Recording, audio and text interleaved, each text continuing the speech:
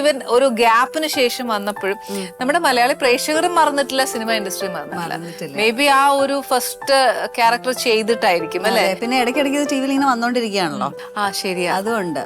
അതെ. പിന്നെ സീരിയൽസ് ചെയ്തു, പിന്നെ സീരിയല് ചെയ്തു, പിന്നെ സിറ്റ്കോം, അങ്ങനെ ഇത് കഴിഞ്ഞിട്ട് ഇങ്ങനെ ഓരോന്നോരോന്ന് ഇങ്ങനെ ചെയ്ത് ഇപ്പൊ തലവൻ എന്ന് പറഞ്ഞ സിനിമയില് ഒരു റോള് ചെയ്തു. അപ്പൊ അങ്ങനെ അവിടെയാണ് നിക്കുന്നത് ഇപ്പൊ. അതിപ്പോ ലേറ്റസ്റ്റ് അല്ലേ? ലേറ്റസ്റ്റ്. അതുവരെ ആയിട്ടുള്ളൂ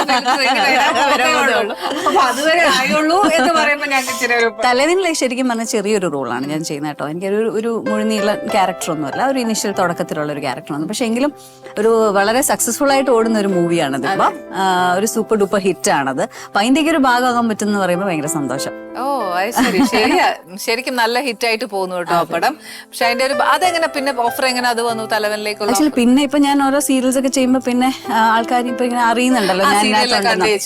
പിന്നെ ഇതിന്റെ ഡയറക്ടർ ജിസ് ജോയ്. ജിസ് എന്റെ സുഹൃത്താണ്. ജിസ് ഒരുപാട് വർഷങ്ങളായിട്ട് എനിക്ക് ജിസിനെ അറിയാവുന്ന. അപ്പം ഇങ്ങനെ ഞാൻ തിരിച്ചു വരികയാണ് ഇങ്ങനെ എന്നൊക്കെ പറഞ്ഞപ്പോ ജിസ് ആണ് ഇതിലേക്ക് ഇങ്ങനെ ഒരു ക്യാരക്ടർ. ഓക്കെ, അന്ന് ഇന്റർവ്യൂല് പറഞ്ഞു ഞാൻ ഇനി ഒന്നും ചെയ്യുന്നില്ല, ഇത് മാത്രമേ ചെയ്യുന്നുള്ളൂ എന്ന് പറഞ്ഞു പോയിട്ട് ഇനിയുള്ള ഇന്റർവ്യൂ ചെയ്യുന്നു ഇതാണ് പറയുന്നത്.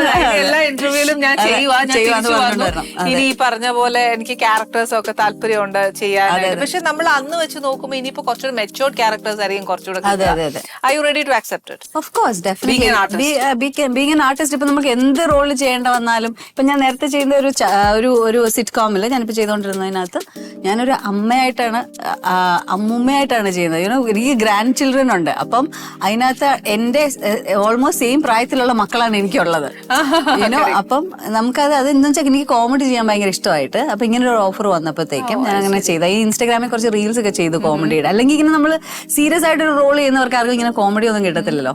അപ്പൊ ഇത് കണ്ടിട്ട് അങ്ങനെയാണ് ഇതിന്റെ ഡയറക്ടറെ വിളിക്കുന്നത്. ഓ അത് ശരി. അപ്പം ടെസയ്ക്ക് പണ്ട് മുതലേ ഇഷ്ടം അഭിനയമൊക്കെ. അപ്പൊ ഫസ്റ്റ് അഭിനയം വന്നിട്ട് ഫസ്റ്റ് മൂവി ചെയ്ത് കഴിഞ്ഞ് മതി എന്ന് പറഞ്ഞപ്പോ വിഷമം തോന്നിയില്ലേ?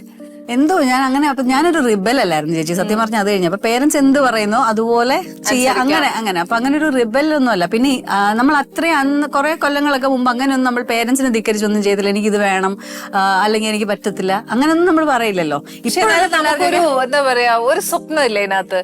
ഈ ഫിലിമിലേക്ക് കയറി വരുമ്പം ഏതൊരു പെൺകുട്ടിക്കും. ആക്ച്വലി ഞാൻ ആങ്കറിങ് ചെയ്തോണ്ടിരിക്കുകയായിരുന്നു ആ സമയത്ത്. അങ്ങനെയാണ് ഈ ഒരു ഓഫർ ആ സമയത്ത് ഇത് വരുന്നത്, ലാലുവേട്ടൻ വിളിച്ചത്. അപ്പൊ അത് കഴിഞ്ഞ് വീണ്ടും ഈ സിനിമ കഴിച്ച് ഞാൻ വീണ്ടും ആങ്കറിംഗിലേക്ക് കണ്ടിന്യൂ ചെയ്തു. അപ്പൊ അത് ആങ്കറിംഗിലേക്ക് തന്നെ തിരിച്ചു പോയി. കണ്ടിട്ടാണോ ലാൽചേട്ടൻ വിളിക്കുന്നത്? കൈരളിയിലൊരു ലൈവ് പ്രോഗ്രാം ആയിരുന്നു, അത് കണ്ടിട്ടാണ്. Let's cook with